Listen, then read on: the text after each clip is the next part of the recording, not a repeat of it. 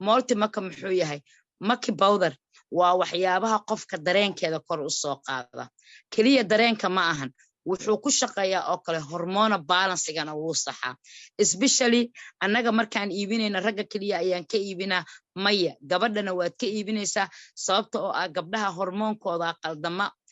hormone balance-ga ayuuna saxaa vitaminkan uu aad iyo aad ugu fiican yahay wuxuu kordhiyaa ninka ragga ah dareenkiisuu kordhiyaa wuxuu kordhiyaa biyo baxa degdega oo ka ilaaliya wuxuu kor u soo qaadaa shahwadiisa raalli ahaadaya rag haday ku jiraan halo mi maqashaan halo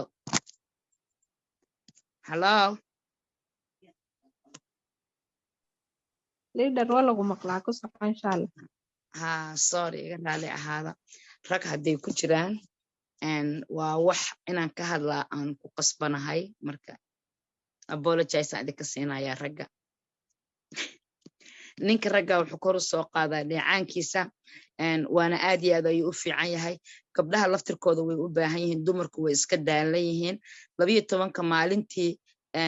gurigay ka shaqaynaysaa caruurtay daba taagan tahay gabdhuhu markuu caado qalqalka ku dhaco oo kaleeto hormone balance-geeda uu qaldanmo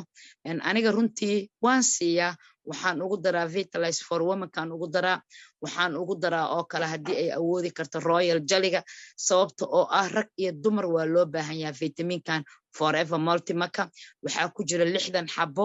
wuxuu aad iyo aad ugu fiican yahay qofka maalintii inay qaadato xilliga aniga duhuradii aan ku advice gareeyaa si uu jirkeeda wax badan oo process u sameeyo qofku inay googoydana ma ahan wax kiimika ah oo qofka markuu inta hore ka cabo uu hore ka dhaqaajinayo laakiin waa wax qofka bini'aadanka jirkeeda soo bilti gareynaya oo hoos ka soo dhisaya marka waxaan ku advice gareyn lahaa gabdhaheena oo hormone balance-goodu qaldan yahay inay qaataan aad iyo aad ayuu hormone balance-ga u fiican yahay waxaa kale oo jiro gabdho iyagoon irmaan ahayn uu ku dhaco xanuunka caanaha oo naasahooda inay irmaan yihiin camal uu noqdo wuxuu ka qayb qaataa waxyaabaha qalajiya gabdhaha caanahaas ka imaanaya ayadoon xilligaas irmaankii aan ahayn oo naasaheeda caanihii keenayo wuxuu ka shaqaysiinayaa uu process gareynayaa inuu la dagaalamo jirkaaga waxyaabaha ku jira oo dhan marka maasha Allah multi-maka waa vitamin aad iyo aad u fiican rag iyo dumarkana aad u anfacaya